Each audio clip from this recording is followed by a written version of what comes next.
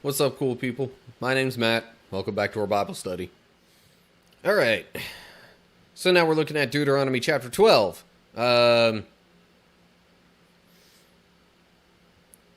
And Moses is speaking to the people again.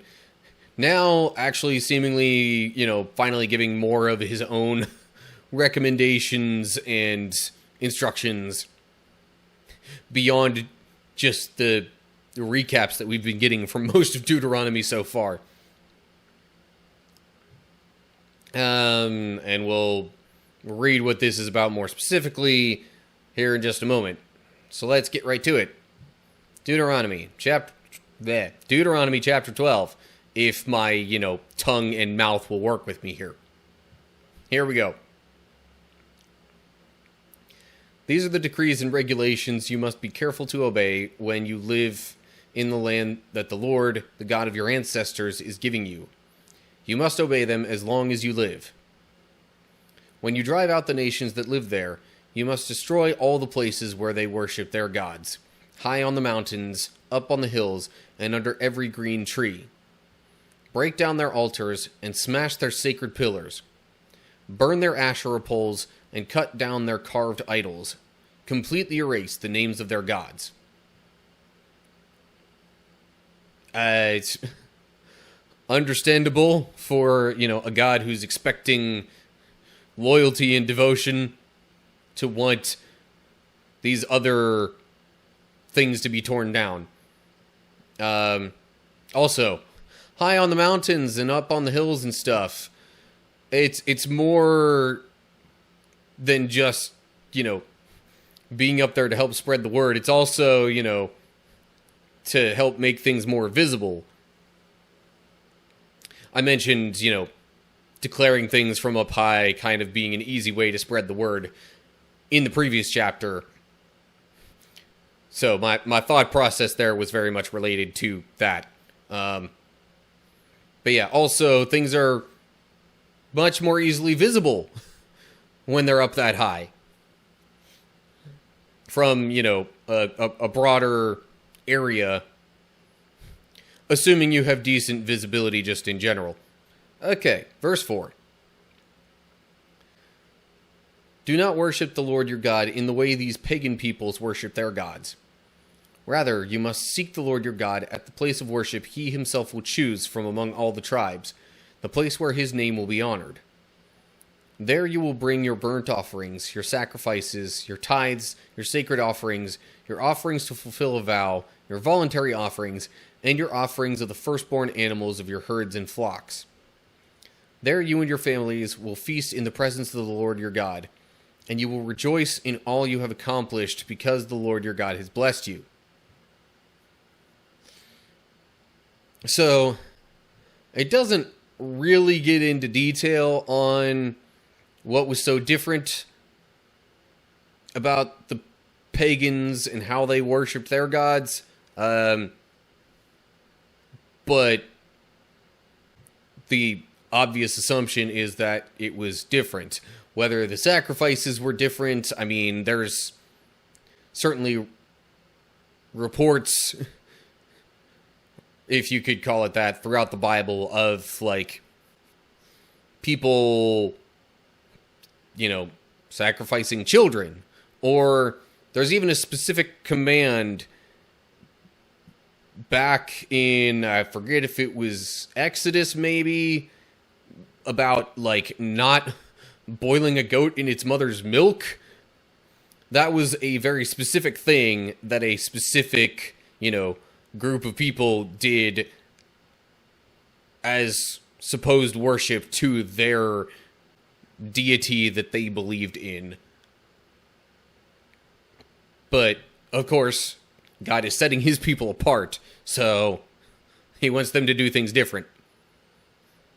And then, of course, there's going to be a designated place for all this stuff. Doesn't really say where it's going to be yet. Probably because, they haven't entered the land yet. And, there wouldn't be as much point in telling them where this place of worship and offering is going to be before they get there.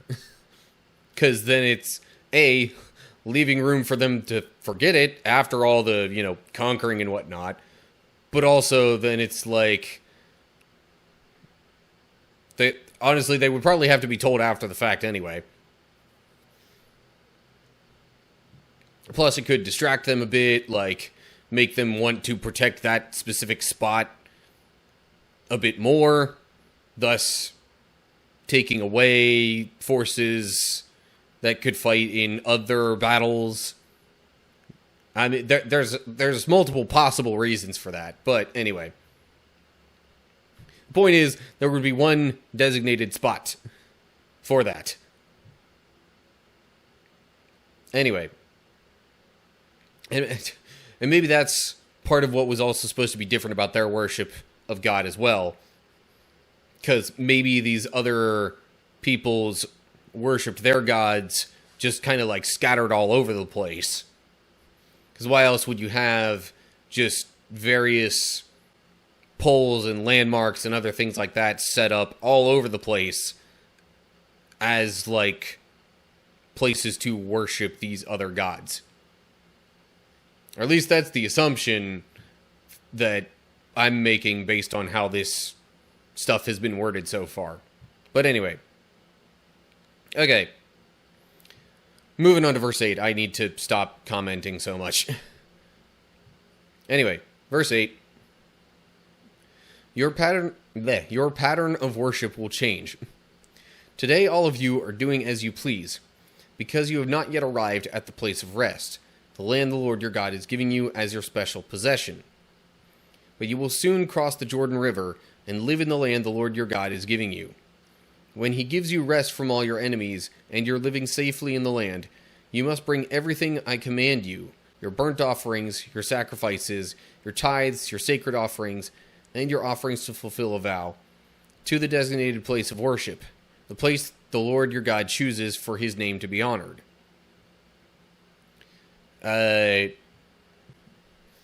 Interesting note about them doing as they please. Like, you wouldn't get that impression based on all the previous commands, but I guess it's more so kind of getting at things being a bit less structured in terms of, like, the offerings and whatnot. Plus, I mean, the place in which they're doing that has been changing as they've traveled around the wilderness. But anyway, sorry, just I was like, are they really doing as they please? Kind of debatable there, but maybe they weren't following God super closely, and that was all the more reason why Moses had to, like, hammer it into their heads to, make sure they obey once they settle in the promised land. Okay. Then we get to verse 12.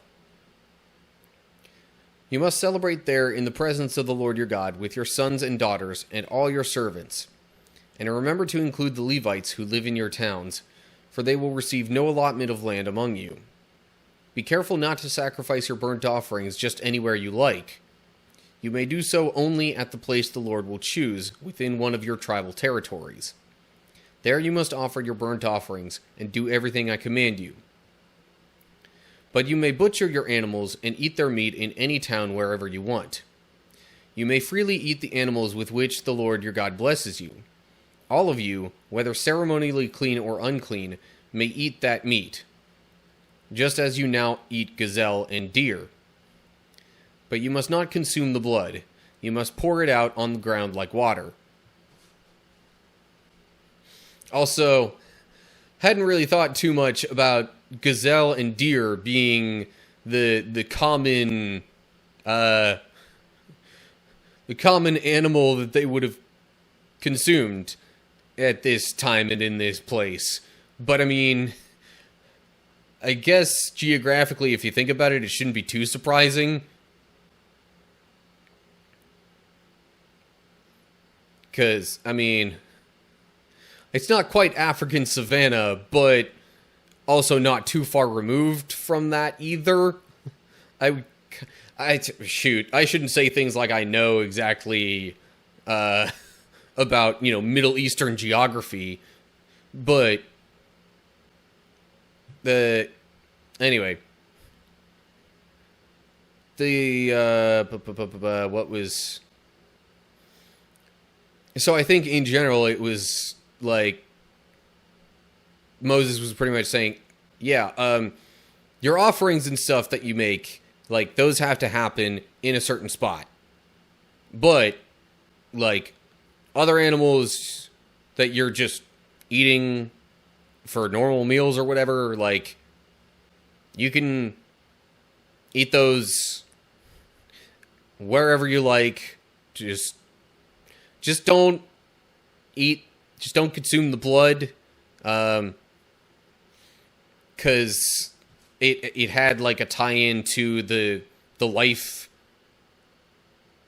force, for lack of a better way to put it, of the animal, and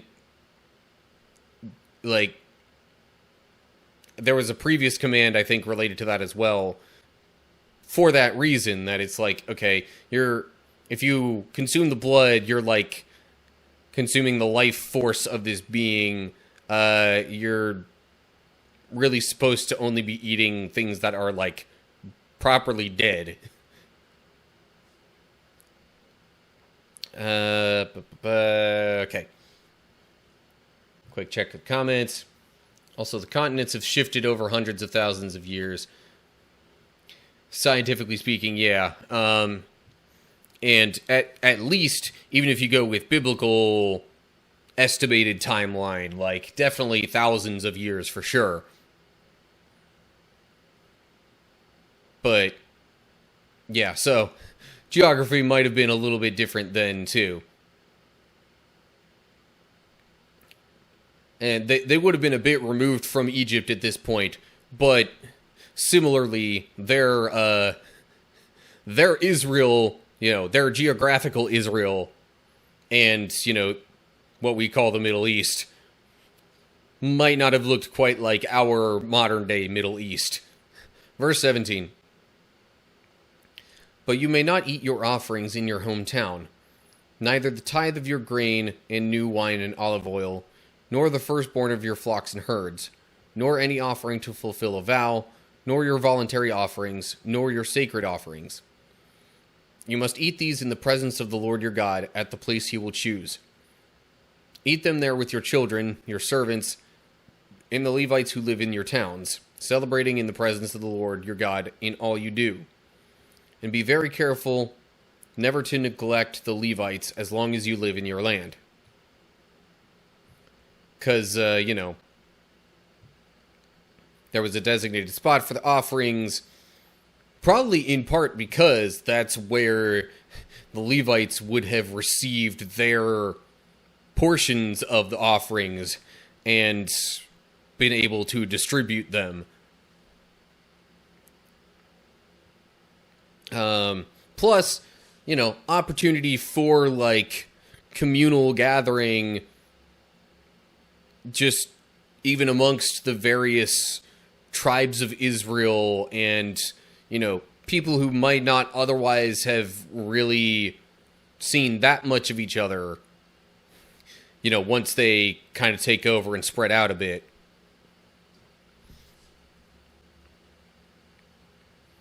Okay. Verse 20. When the Lord your God expands your territory as he has promised, and you have the urge to eat meat, you may freely eat meat whenever you want. It might happen that the designated place of worship, the place the Lord your God chooses for his name to be honored, is a long way from your home.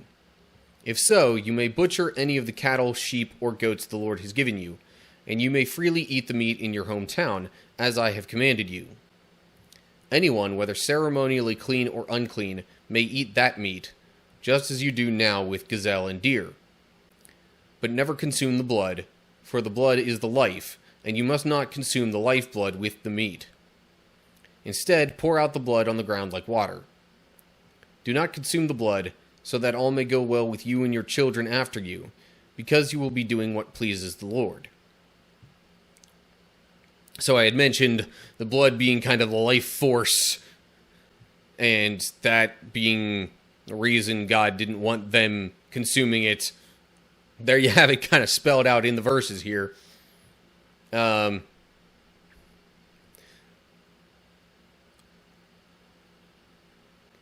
Yeah, I'm not real sure what else to say about that there. It also mentions, like, again, regular meals and stuff, any meat that they, prepared for that, they were fine to eat wherever. They just, like, whenever they made offerings and whatnot, like, there was stuff that would be made specifically as food for part of those offerings. And those portions of the offerings would then be eaten after the offering was made. For those things, the people had to, like, be there in the designated place and eat those portions in that same place. Like, they weren't supposed to take their offerings to go because they were, in a hurry or whatever excuse they might have had. Like, any meat or other food that was meant to be part of an offering that they were going to eat, that had to be eaten there at the designated place. Because that's part, like, it's, part of the offering that was supposed to be designated to God. And the eating of part of the offering afterwards was also sort of dedicated to God in a way, or at least, like, kind of a, form of worship or remembrance of God as well. Similar in a slight way to how you might have communion at church nowadays.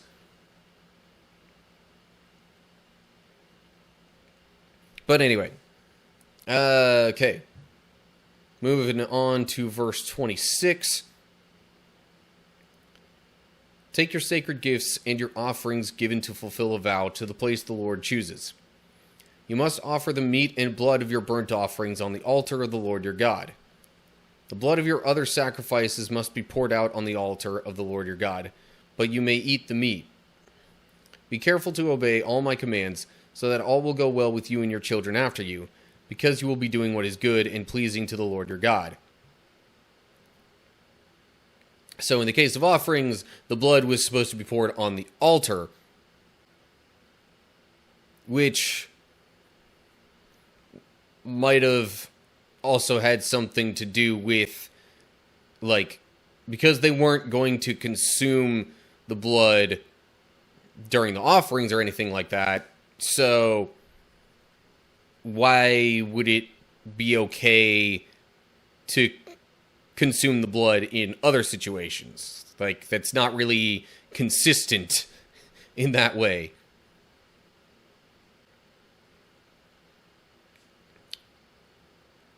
Anyway, okay, verse 29, and I'll read through the end of the chapter then. When the Lord your God goes ahead of you and destroys the nations, and you drive them out and live in their land, do not fall into the trap of following their customs and worshiping their gods. Do not inquire about their gods, saying, how do these nations worship their gods? I want to follow their example. You must not worship the Lord your God the way the other nations worship their gods, for they perform for their gods every detestable act that the Lord hates. They even burn their sons and daughters as sacrifices to their gods. So be careful to obey all the commands I give you. You must not add anything to them or subtract anything from them. Okay, so I did mention earlier about some of the differences in worship, or at least potential differences, this being one of them. Yeah, there it is spelled out for you. God don't like that. So, yeah, obviously then the Israelites were supposed to engage in worship and offerings in a different way.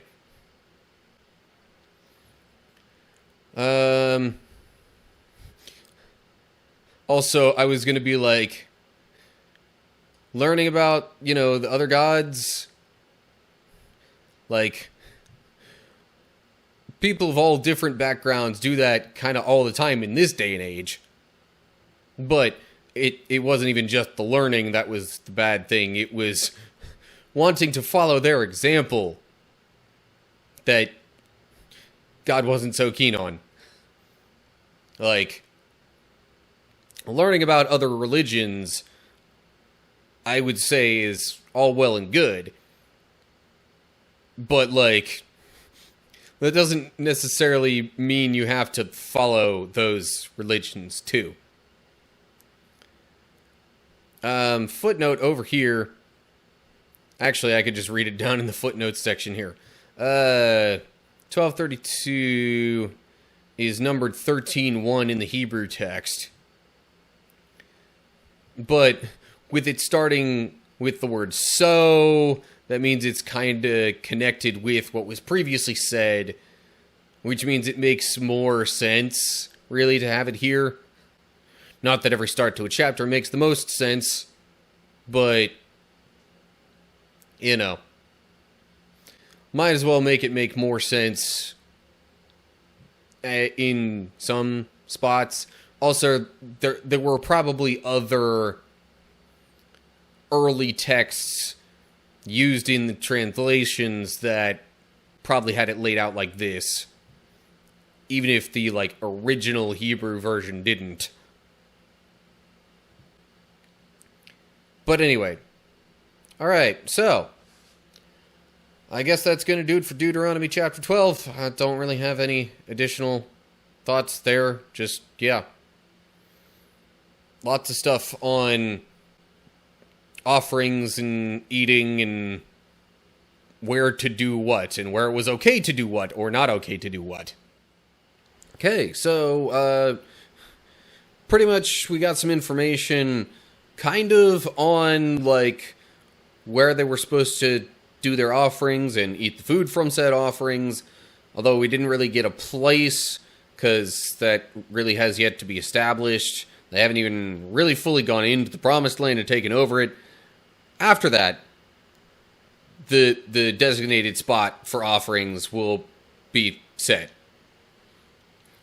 But we also got information that, in terms of eating other meat and things like that, that they could do that anywhere just as part of normal meals, which shouldn't really be surprising. I guess it was more so just to place the emphasis on, okay, yes, you can eat your regular meals where you see fit, but these special meals that are part of the offering process, event thing, whatever you want to call it, those have to happen at the designated spot once that gets established.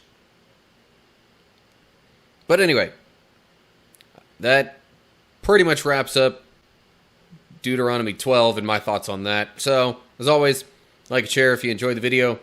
Subscribe to the channel and click the bell if you're on YouTube to get updates when I post new videos. You can follow me on Rumble as well to see my stuff on there. Look down in the description, too, to get info on other social media pages and all that good stuff. And leave comments down below that with any thoughts you have.